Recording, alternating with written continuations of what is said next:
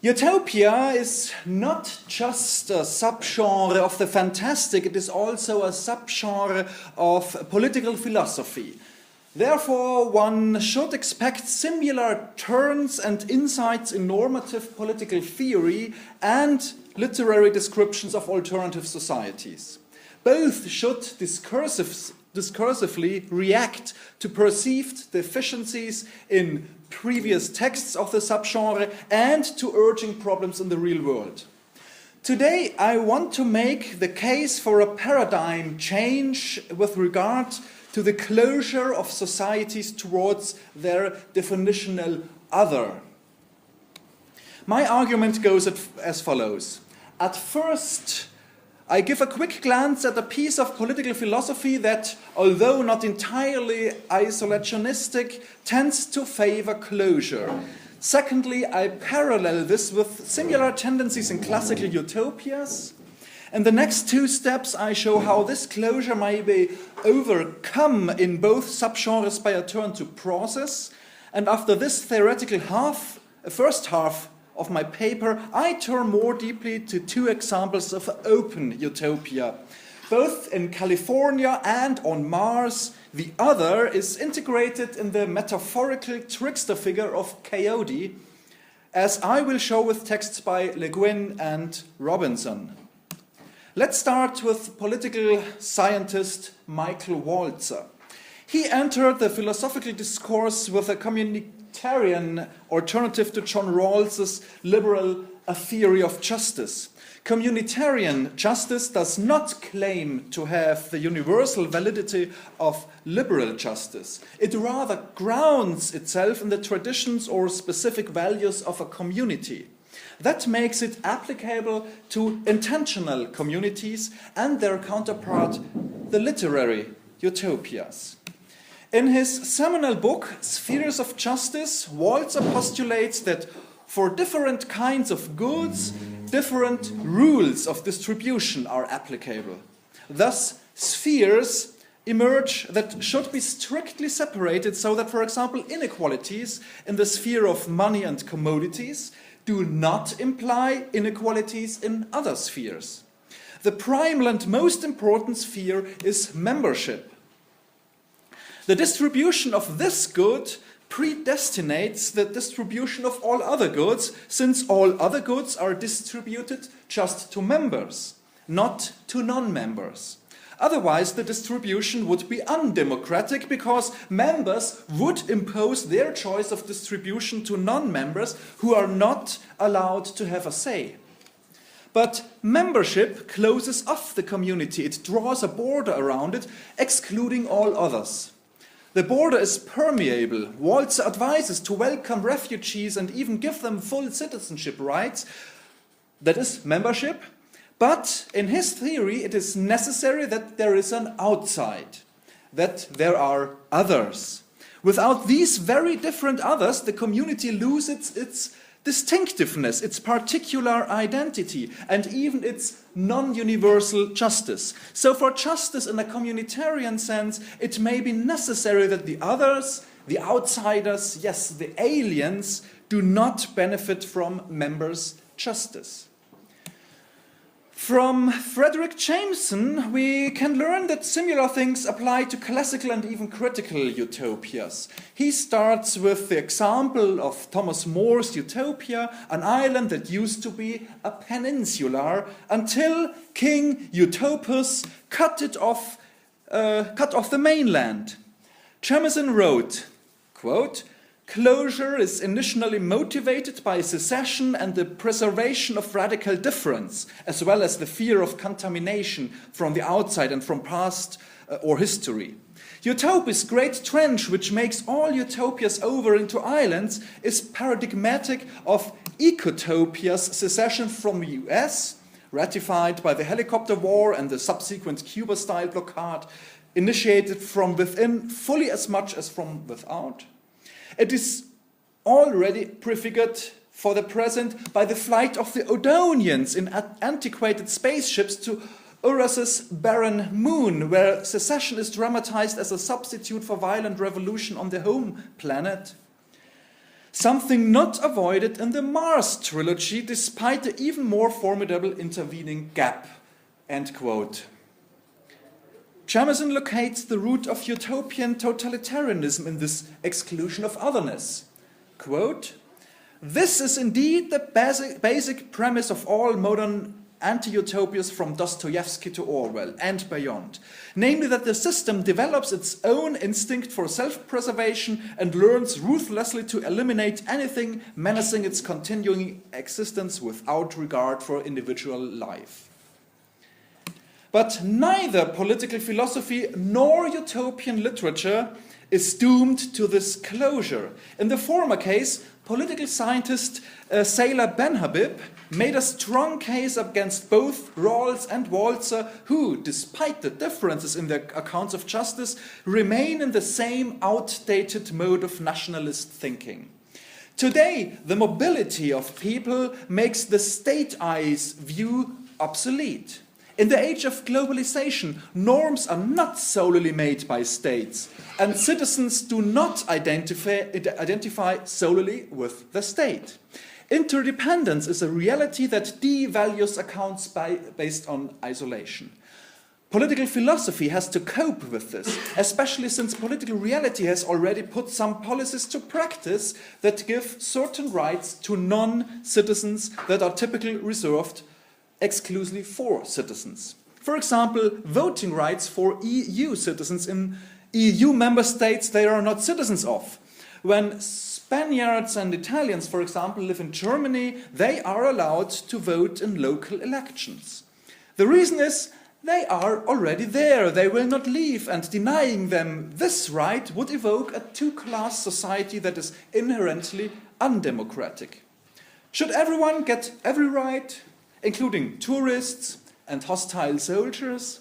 And who has to decide about this question? Ben Habib's solution is fundamentally a political solution. She calls it democratic iterations. In democracies, the people make the laws, and in constitutional democracies, the law defines who belongs to the people. Michael Walzer would agree to this, but Ben Habib insists on this process never to come to an end. Migration, the integration of former aliens, and the redefinition of who we are not exceptional points of crisis. They are everyday activities of reproducing the community. This demands not only tolerance, but the acceptance of the other as indispensable part of the community. That means perfection is unattainable. And the same is true for utopia, as Frederick Jamison again asserts. He also claims that process has overcome blueprints. Politically, the Marxist Jamison has to admit that this is due to the breakdown of the historic variant of emancipatory progressivism that always tended to closure, to captivity, and to jail camps, Marxism. The other variant, anarchism, always tended to freedom while fighting for equality. In positive utopian literature, this ideology has won hegemony over Marxism. This is also mirrored in the narrative style of utopias, as Jamison highlights. Quote, "It is no longer the exhibit of an achieved utopian construct, but rather the story of its production and of the very process of construction as such." End quote. The deliberative processes that produce and reproduce utopia can be flawed, though. For example, in Ursula K. Le Guin's The Dispossessed, decision-making is haunted by tyrannies of structurelessness. Jamison names as first example for the process-oriented utopia Marge Pierce's Woman on the Edge of Time, but he has another example, I quote, "Kim Stanley Robinson's monumental Mars trilogy is only one example of a new formal tendency in which it is not the representation of utopia, but rather the conflict of all possible utopias and the arguments about the nature and desirability of utopia as such, which move to the center of attention." End quote. If several utopias are conflicting, they face each other. They have to acknowledge their other, and this changes their previously monolithic and closed nature. I want to concentrate on the Mars trilogy because I think there is even more to it. To show this, we have to listen to another intimate expert of utopia, Ursula K. Le Guin. She's not just the famous science fiction writer who has written The Dispossessed, she also criticized utopias, including her own The Dispossessed, for several reasons. One of them is the literary form that before has been too monologic. When everything is in society is described, everything is prescribed. A much more open form is needed. Last year in Tübingen, I have already pointed to her second utopia, Always Coming Home, which is an excellent example of a critical utopia that includes the reader into the construction of utopia. Today, I want to look at the programmatic essay she wrote before Always Coming Home, her 1982 text, A Non-Euclidean View of California as a Cold Place to Be. In this essay, she turns to cultural anthropologists who have to describe strange societies that do exist, so as to learn about describing strange societies that do not yet exist. The first one is Claude Lévi-Strauss, who distinguishes between hot societies and cold societies. Le Guin favors the cold ones, hence the strange notion of a future California as being cold. Cold societies have the stability of an organism to avoid both static perfection and progress driven by technological change, like in the hot societies. These cold societies are organic in the sense of Murray Bookchin. They are not machines or Euclidean rationalities. Like organisms, they have to have interaction with that which is not belonging to the body to remain what they are, like in a metabolism. The second anthropologist Le Guin turns to is Victor Turner. He describes the strong feeling of community, the sensation of deep companionship, the strong emotion linked to confraternity that is linked to special situations like liminality or the rites of passage. He calls it communitas. Often classical utopias try to encapsulate this feeling in institutions and structures. But this is not possible. Communitas cannot be institutionalized. It needs the strangeness of the other. Thus, utopian societies have to incorporate the strange without making them lose their otherness. For this, one needs a trickster. Le Guin chooses Coyote, maybe because he tends to be chaotic. In many anthropological accounts of the Northern American Indians, we find stories of Coyote who always messes everything up. This is also needed for a new kind of utopia. Le Guin asks, quote, "What kind of utopia can come out of these margins, negations and obscurities? Who will even recognize it as a utopia? It won't look the way it ought to. It may look very like some kind of place Coyote made after having a conversation with his own dung." End quote.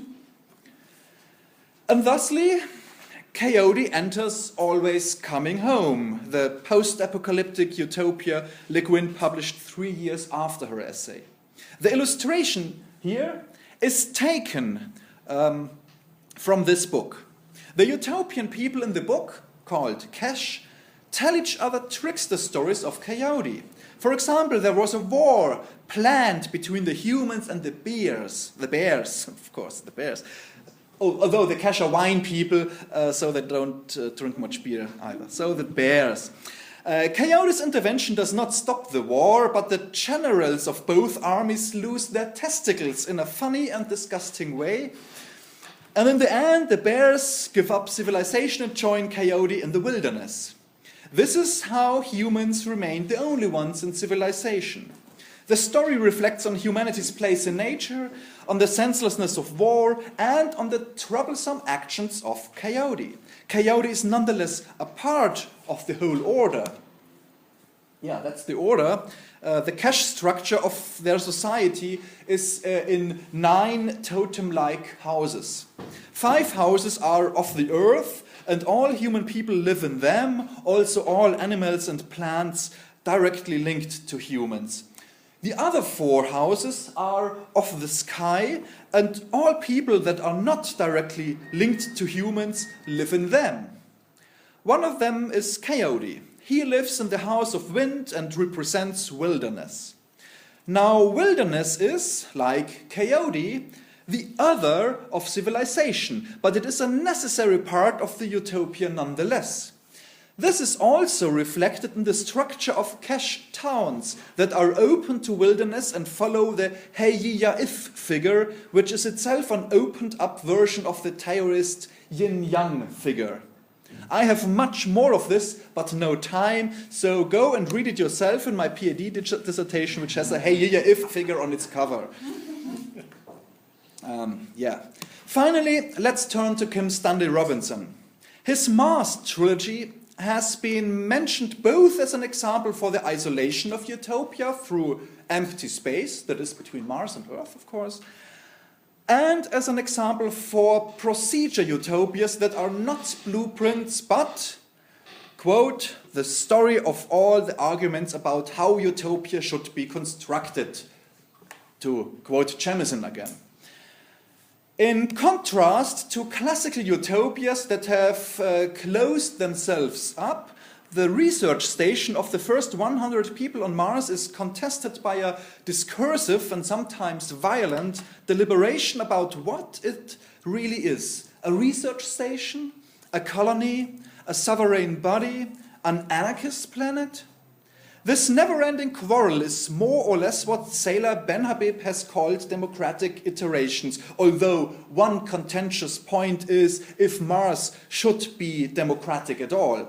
So not only words but also weapons are used.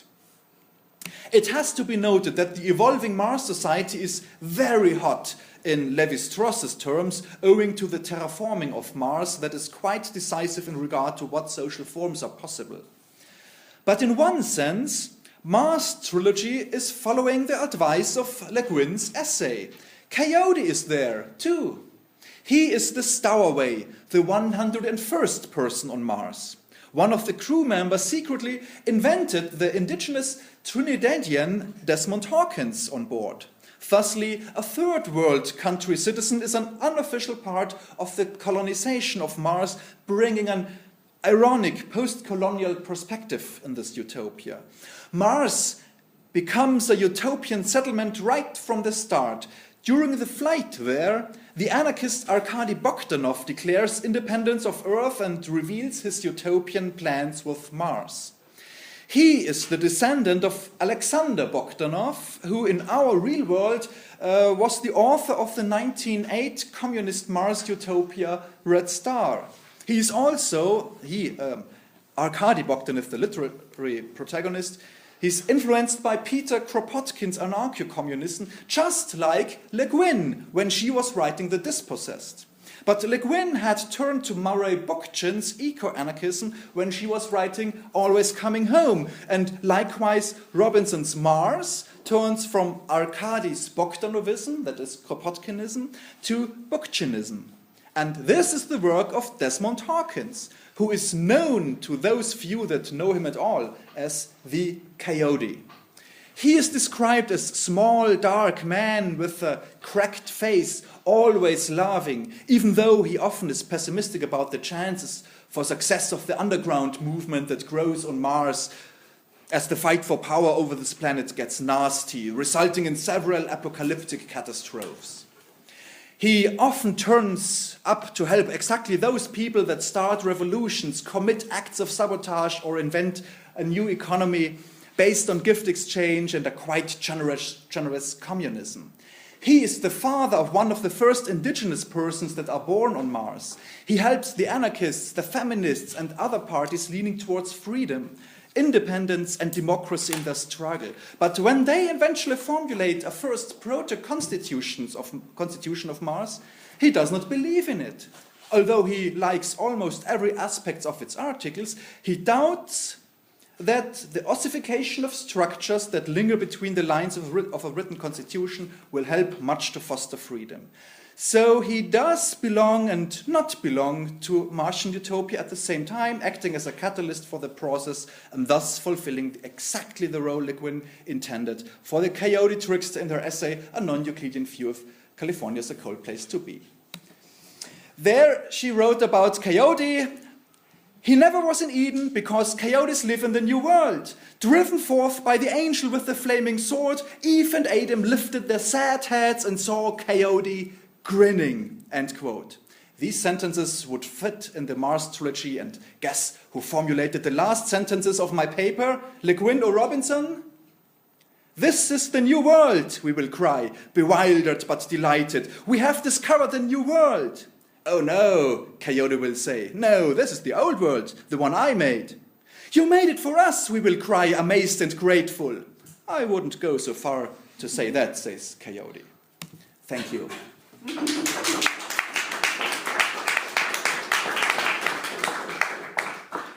you very much. It's terrible to be the woman with the red card doing such a fantastic talk. I don't know, like 20 minutes.